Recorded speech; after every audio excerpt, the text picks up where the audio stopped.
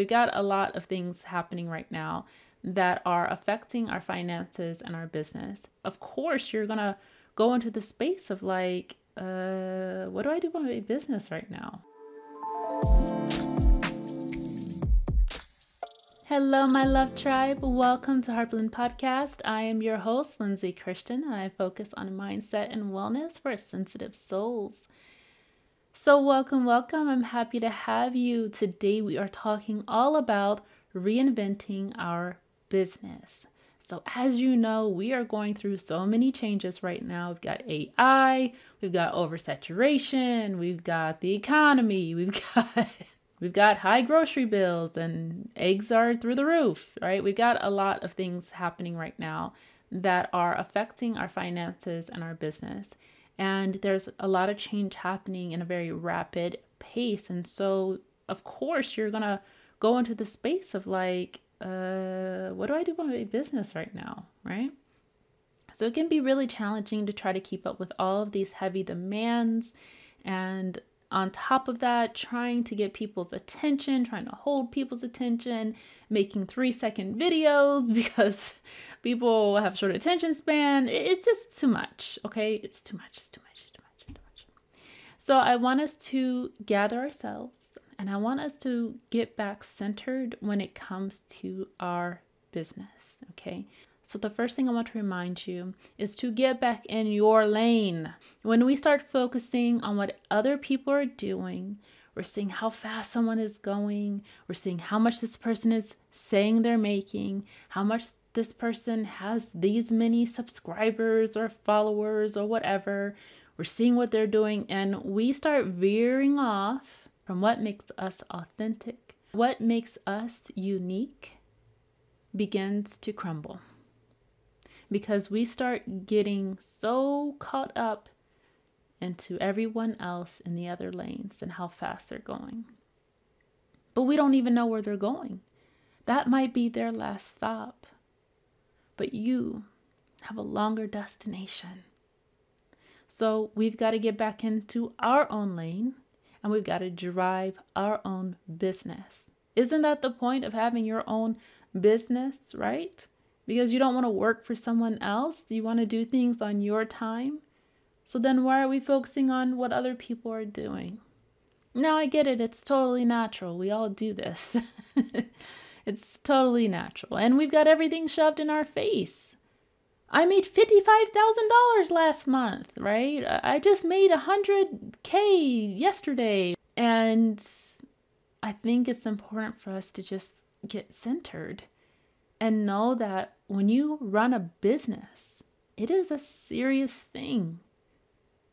You know, you're going to see a lot of things and hear from a lot of people that's like, oh, ditch that 9-to-5. Be your own boss. You're never going to be rich working for someone else. You're always working for other people. Okay? I'm not discouraging you from having a business or to continue with your business, but it is work. So with that being said, when you go to reinvent your business, reinvent it for you. Some of us kind of jumped right into a business. Maybe we lost our job. Maybe there was just a lot of shifts happening. Maybe we just really wanted that freedom for ourselves. And so we didn't take the time to build that foundation up. We tried to just do what we thought would work. And that's okay. But now it's time for us to reinvent a business that works for us. So think of you when it comes to your business. What do you need financially? What do you need with time? What do you need to support your well-being, your health? What do you need to support your relationships with the ones that you love? What do you really need in order to feel good and thriving about your business?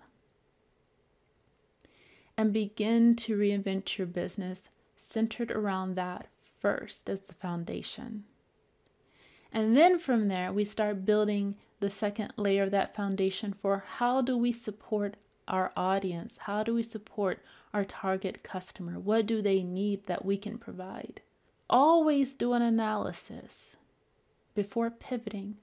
Sometimes we over pivot because we're seeing that oh, we didn't get results in this area. Maybe we should try this. Maybe we should try that. Sometimes we didn't exhaust all of the strategies and the tactics and the formulas that we needed. Maybe we didn't learn enough information before we can completely push the next thing to the side.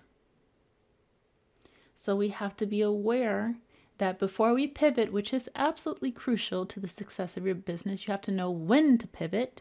But if you find yourself overly pivoting without a foundation or direction, it may not be in the best move for you. The next step to reinvent your business is to build a strong system. So we're talking about building that foundation, but the way that you know that your system is a system is that you can be able to move swiftly. Now, I don't mean move swiftly because you're rushing or because you're trying to do things super fast, but you're able to move swiftly because you're organized, because you have flow, because you know where you're going, because you know where things are, because you know what is expected of you, so you can plan ahead. Then on the outside, it appears that you're moving swiftly. There's consistency involved. And this pace is totally up to you. But to you, it should feel swift. It should feel like it's flowing. If we find that we are so reactive, we're trying to do all these little things at once, and we're just constantly doing this like little whack-a-mole game, right? That's when we know we're in a reactive state and we don't have a system. So focus on building a system, getting organized, and taking in consideration the type of business you want for yourself and the type of business you want for your customers. What do you want them to experience? How do you want them to feel? What do you want them to get out of your experience? The next way to reinvent your business is to be aware that although what you're pursuing could be your passion or your purpose, to not let those words cause you to deplete yourself. Sometimes we can trick our minds into saying, well, it's my passion, it's my purpose, so, I got to keep going.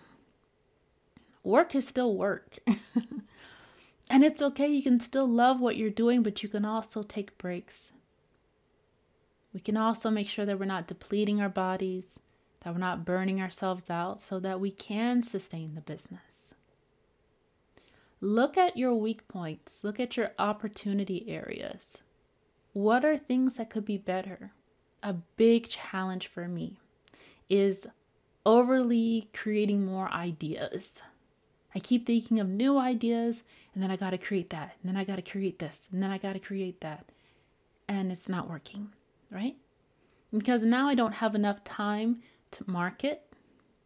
I don't have enough time to build a plan. I don't have enough time to learn and grow and develop. So we want to be aware of what is your weak point in yourself internally as the driver of your business. So we can find ways to scale back a bit or scale up, whatever it is. Maybe you're afraid to break out of the one thing that you've done. What's something else maybe you can add on to it without overwhelming yourself, but another way you can just expand a little bit more. That makes sense to you. If it doesn't make sense to you, don't expand. Become okay with having enough. We can get stuck in wanting more and more and more and more and more, and chasing success more and more and more. But if you can be able to sustain enough, well, maintaining your well-being, your relationships, your home, on kids, pets, all of that, that's pretty good. There's a lot of people that can't do that right now. Now, the next tip I want to share with you when it comes to reinventing your business is to change the look and feel of your brand. Now, nothing's going to say that your business is reinvented without it looking differently, because the look and feel is the way that the audience interacts with your brand. So what feeling do you want to evoke in your target customer? How do you want them to feel when they experience your brand, or when they see something that you give, or see something you provide, or they're engaging with you personally? How do you want them to feel? What universe do you want to put them in? So for me, there's only a few brands that have that power to evoke a feeling. But when it does, it does.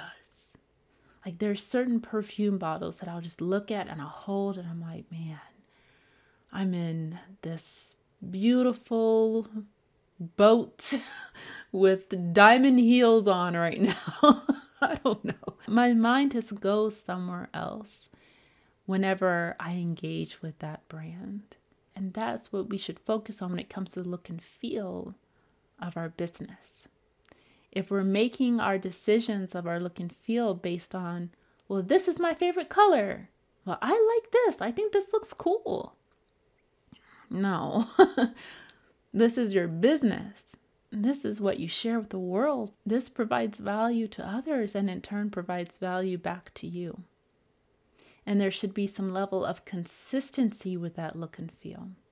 Imagine if you got used to seeing that Apple logo that we're all used to seeing, and then all of a sudden you saw like a drawing of an apple and it was supposed to be the new logo. You'd be like, no, this is a scam. This is fraudulent, you know? So our brands, the way that it looks and feels and the energy of it is like the signature. It is our representation. It's our image in the business. So take a minute to look at everything and see, does it resonate with the direction you're moving your business towards? Is it in alignment with the right audience? Is it attracting the right people? Is it doing what you need it to do? And there's so many other ways that you can reinvent your brand and reinvent your business. But I just want to share these things just as a bonus, just to help you get your mind in the right space when it comes to reinventing your business, which is no easy feat. Running a business is not a walk in the park. It is not easy.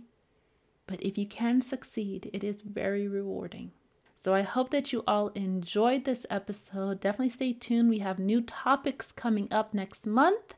I hope that you enjoy all of this. If you are a sensitive soul, if you enjoy this type of content, go ahead and subscribe. And I will see you very, very soon. Thank yourself for showing up. And thank you for tuning in to Heartblend Podcast.